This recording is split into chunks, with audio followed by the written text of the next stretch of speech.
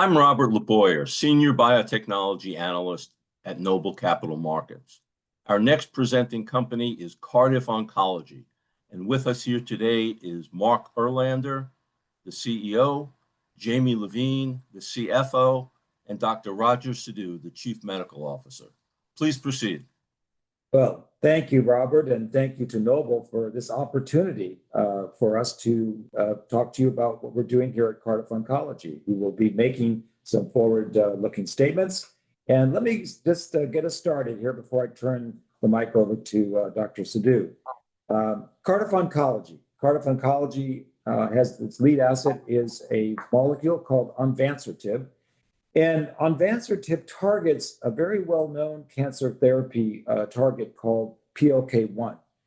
There's been no question that PLK1 is a great cancer target, but inhibiting it in the past has been rather difficult simply because the compounds that have been generated to inhibit it have been, quite frankly, toxic.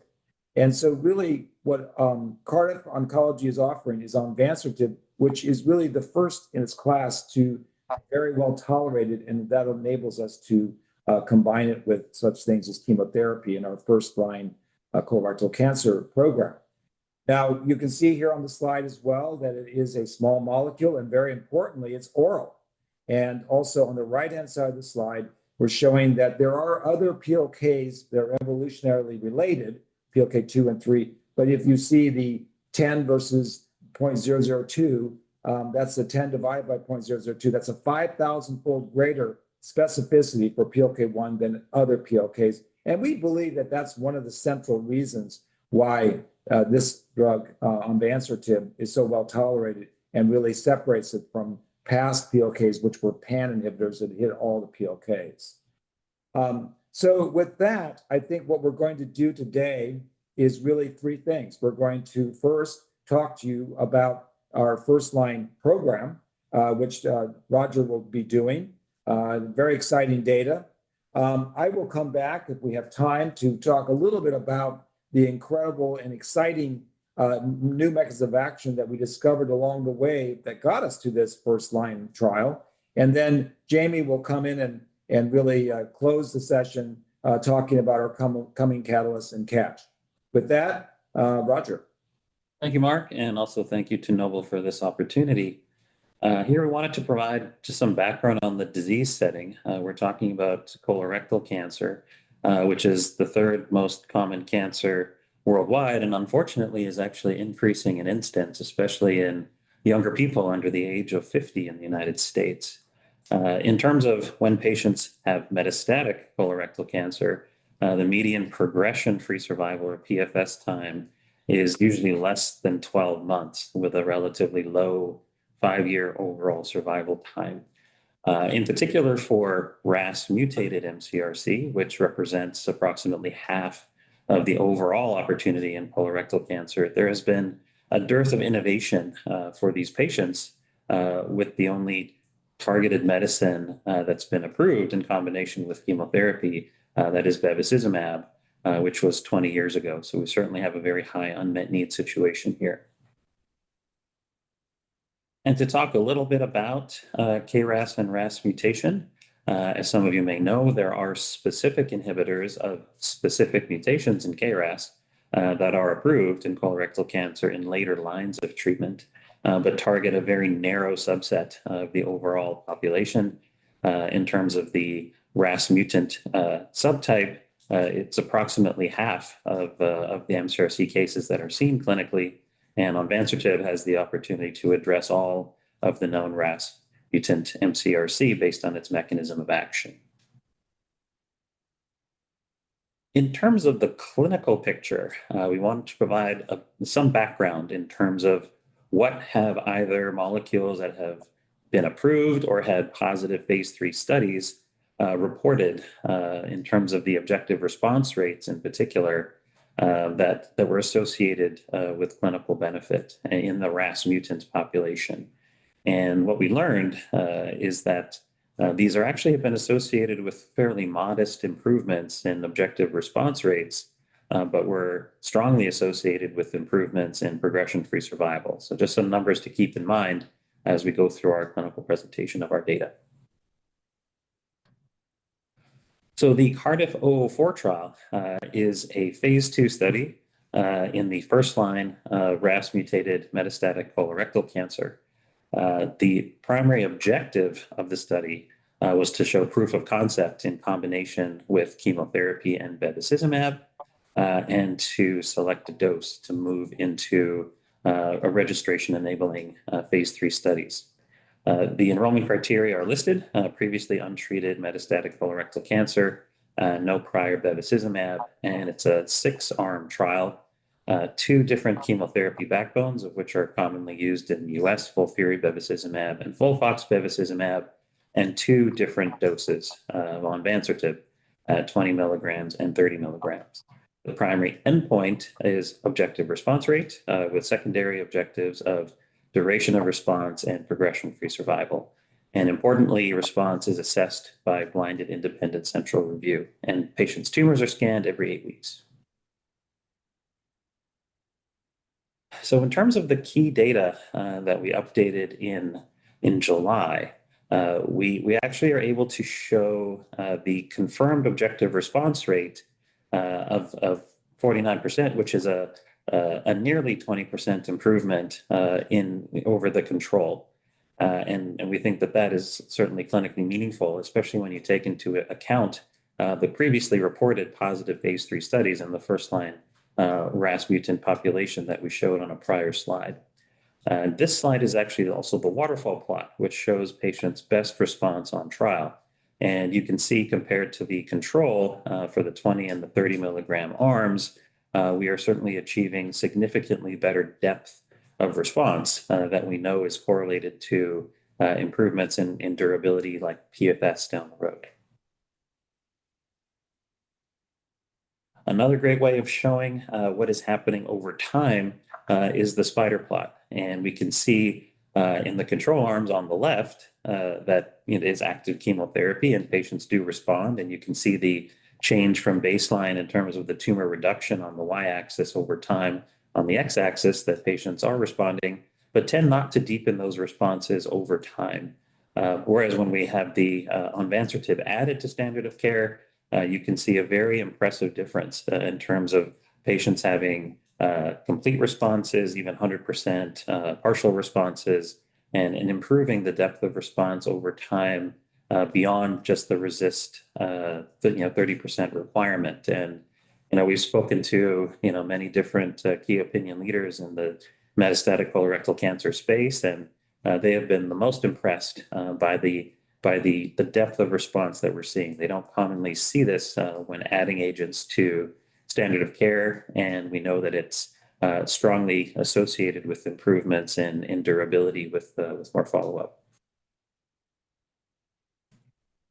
And just to give you a sense of who were our best responding patients, we wanted to know if, for example, these were maybe patients who were likely to respond to chemotherapy anyway, possibly with low burden disease.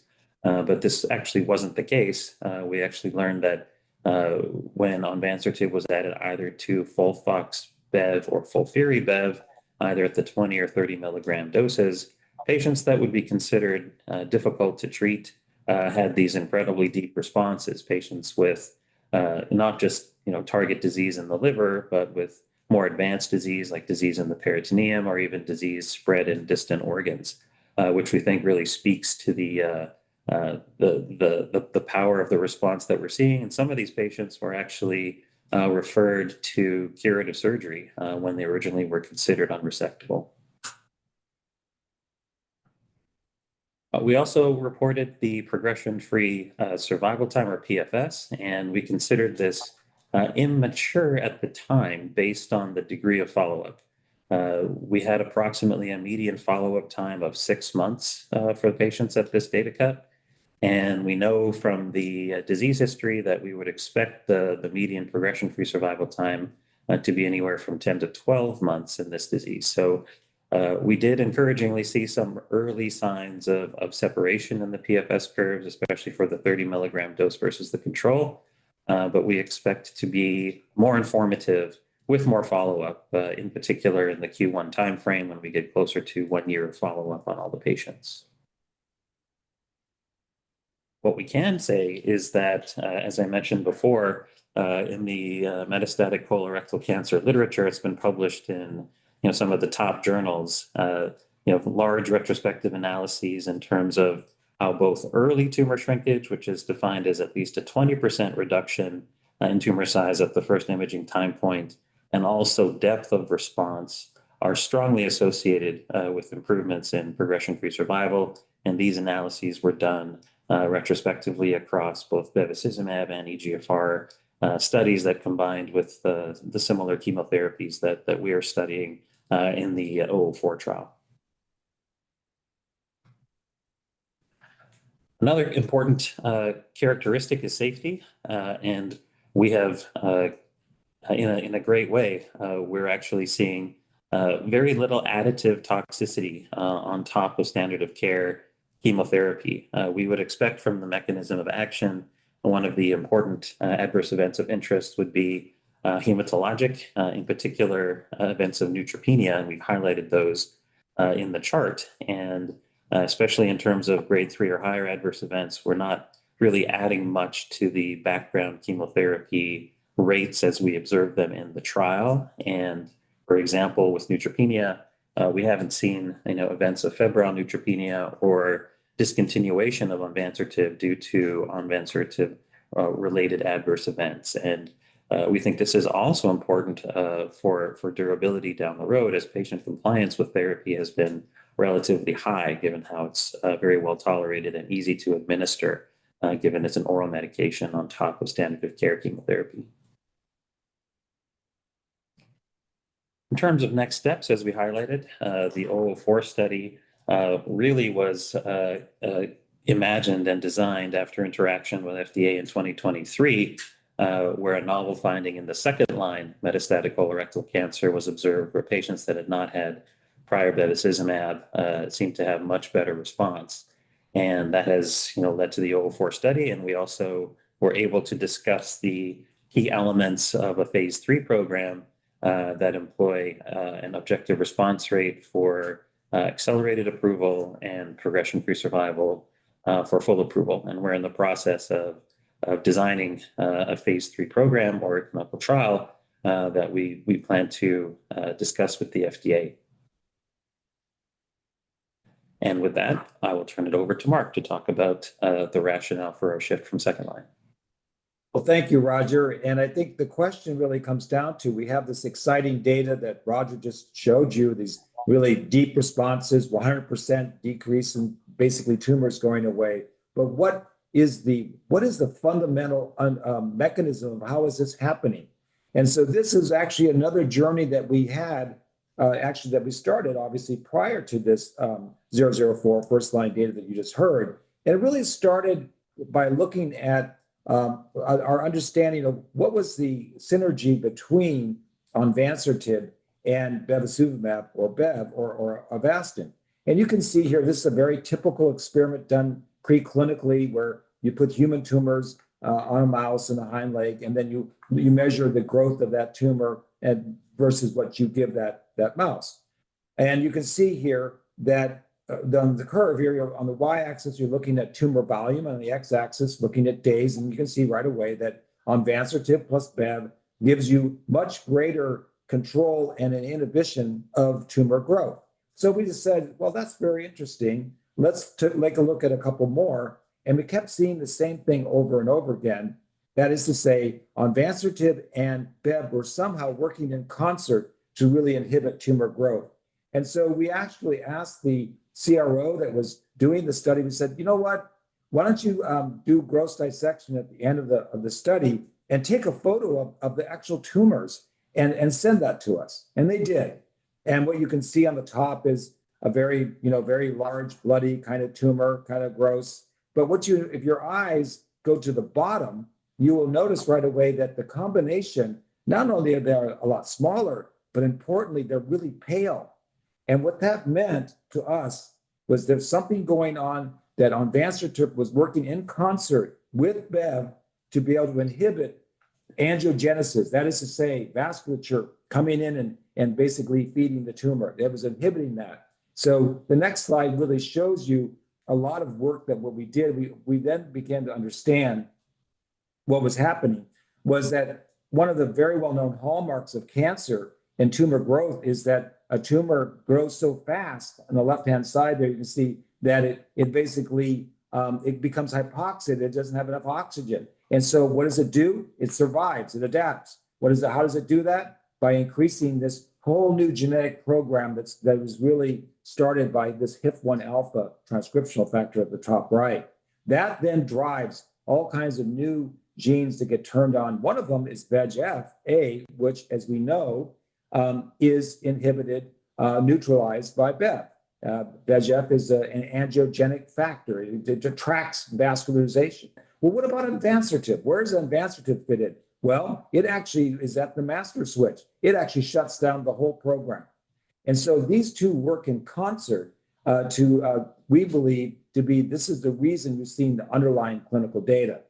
The next slide really shows then, this whole work was actually published last year in ASCO's flagship journal, JCO.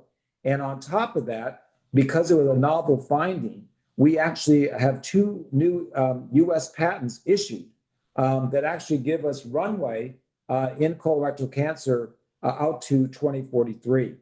So this has really we've been very excited about this. And with that, I'm now going to turn it over to Jamie to talk about catalysts and cash. Thanks, Mark. And again, thanks to Noble for allowing us to be here. Before I talk about cash, I thought I would just comment quickly on the relationship that Cardiff Oncology has with Pfizer. Back in 2021, Pfizer made a $15 million investment in the company. They currently hold a little over 3%. And importantly, along with that investment, Pfizer does appoint a member to our scientific advisory board, and they also have the right to see data before we make it public. 2 days before we make it public, we show the data to Pfizer, we get their feedback. When Pfizer saw in 2023 the fact that we were moving into this very large patient population of first-line MCRC, RAS-mutated MCRC, they proposed to us, what you see on the right side of this slide, that Pfizer Ignite act as the contract research organization, effectively acting as the entity that would run the trial. Now, we are paying Pfizer in cash like we would pay any other contractor that would assist us in running the trial, but it does show the strategic interest in this molecule that Pfizer has. And importantly, we still retain full ownership and control of onvansertib. Pfizer does not have any rights in that area, but we do have a close working relationship around the 004 trial.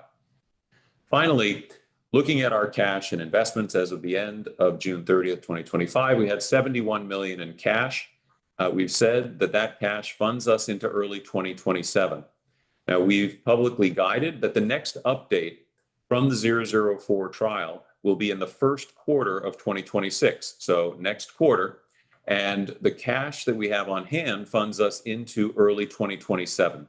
So we feel we are well funded with a year's worth of cash after the next significant catalyst to fund the company's operations and to make good decisions about the clinical path forward for onvansertib.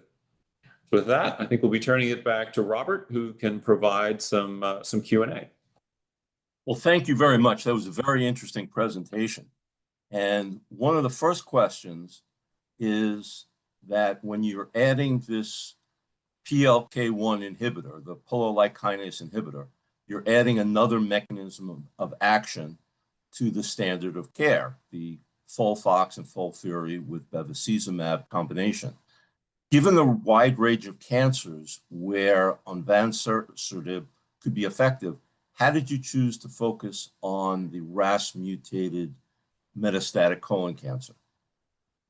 I'll take this one. This was a great question, Robert. You know, it really started at Harvard. One of the Professor Elledge at Harvard published over a decade ago that there was a unique interaction between PLK1 inhibition and basically tumor cells from the colon, colorectal cancer tumors, that had a RAS mutation. That is to say, if you had a RAS mutation, and you also inhibited PLK1, those cells died much more readily than if it was a RAS wild type background. That really got us started. That and the fact that in colorectal cancer, we knew that irinotecan, which is FOLFIRI, one of the chemos, we knew that that had basically was synergy, had synergy with onvansertib. So we really put our first bet really in colorectal cancer because of basically the synthetic lethality between RAS mutation and PLK1 inhibition and the synergy with the chemotherapies already given in colorectal, and that's where we got started. And that's why our focus is really in this area. But like you asked, there are other places that we are also looking at really going after simply based on some of the mechanisms we just talked to you about, and also synergies with other chemotherapies as well. We recently basically presented work at triple negative breast cancer at the most recent ASCO conference. Very exciting data in triple negative breast cancer. We also have single agent activity in small cell lung cancer, another very exciting area that we're looking at very closely. And we also are looking at other GI tumors. We're also looking at in essence, the other parts of colorectal cancer, like even wild type, because we think there's actually something going on there that's different that we just talked about as far as RAS mutant. So anyway, I think the answer to your question is that onvansertib is very well tolerated and is central to many different mechanisms that we can really leverage into going after and killing these tumor cells. Okay, do you have any plans to start clinical trials or any efficacy data in these indications? We do. We've already started investigator-initiated trials. That was what was reported on triple-negative breast cancer, work out of Dana-Farber at Harvard. And that was really showing the activity of onvansertib in combination with paclitaxel. Another very interesting basic science there of how that combination kills tumor cells. We reported that. And then we do have other like investigator-initiated trials in small cell lung cancer, as well as in pancreatic cancer. So we're doing those. We're watching our resources, and to be transparent, our focus is really on the colorectal cancer program in first line, since we're seeing such exciting data there. But we are also exploring some of these other areas as investigator-initiated trials. Great. And you mentioned that there's an update from the trial expected in the first quarter of 2026. Can you tell us what to expect from that update? Pass that over to Roger. Sure. That's a great question. As we mentioned, there's high interest in not only the strong objective response rate data we're showing in terms of the improvement over control of nearly 20%, but also measures of durability, specifically duration of response and also progression-free survival. And I think that this update that we provided was in the July timeframe, approximately 6 months of follow-up.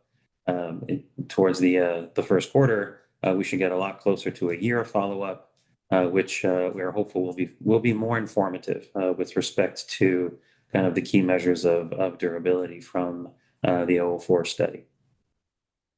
Okay, and we have a question from the floor, from the audience, asking whether all of the patients on the 30 milligram dose have completed their 6-month scans, and if there's any new data available for the cohort or any update on the ongoing RAS wild type. So in terms of the patient disposition for 004, the study ended enrollment in April. And so we are expecting to have, as we mentioned in the Q1 timeframe, an update not only on the objective response data, but also on the duration of response and also for the PFS. Great. Okay, and thanks for explaining the relationship that you have with Pfizer. Are there other companies that Pfizer's invested through the Breakthrough Growth Initiative? Sure. So Pfizer did make several investments through the Breakthrough Growth Initiative. ESSA, one of the more notable is Trillium, that was subsequently acquired by Pfizer. But when you look at most of the analyst reports, we certainly see this as a very significant drug and have dialogue with a number of the large pharma companies that are interested in GI oncology, which is particularly active in the pancreatic side. There's not as much available in MCRC, and obviously that's where we feel we have very encouraging data. Yeah, and just from the uses of the drugs in the clinical trial and other regimens, yeah, I would expect quite a lot. But is there could you talk a little bit about the commercial opportunity and the patient population for metastatic colon cancer? Sure. From a commercial opportunity, I guess I would highlight that most of the analysts that publish on onvansertib have a peak sales estimate somewhere between $2 billion and $3 billion a year. So a very significant drug. In our current clinical trial, we do not see competitive trials for our patient population. So we feel that in first-line RAS-mutated MCRC, we have a pretty open field. Maybe the last comment I would make is, as Roger described, we're adding onvansertib to the current standard of care. We're not taking anything away, and we are showing that it's very well tolerated. So in the commercial consulting work that we're currently performing, it does, the projections that we have are that we could have very fast adoption of onvansertib, because if we show significantly improved efficacy, no additional toxicity for a patient population that has had nothing new in 20 years, we do feel like that sets up for a very attractive commercial opportunity potential for onvansertib.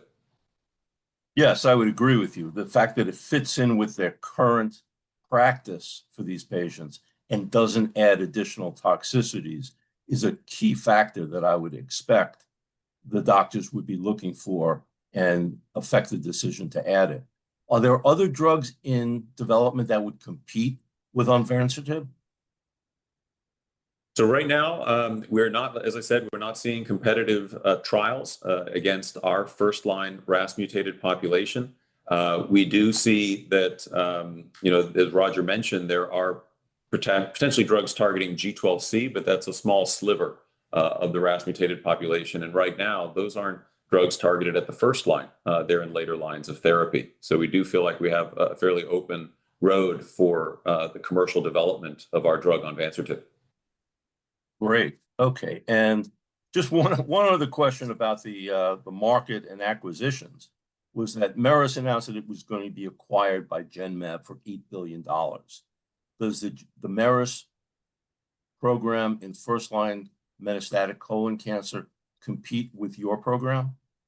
No, thanks for pointing that out. And I know that in the past there has been a little confusion about this. As we said, RAS mutated is about half of the patients in first-line MCRC, and that's our target.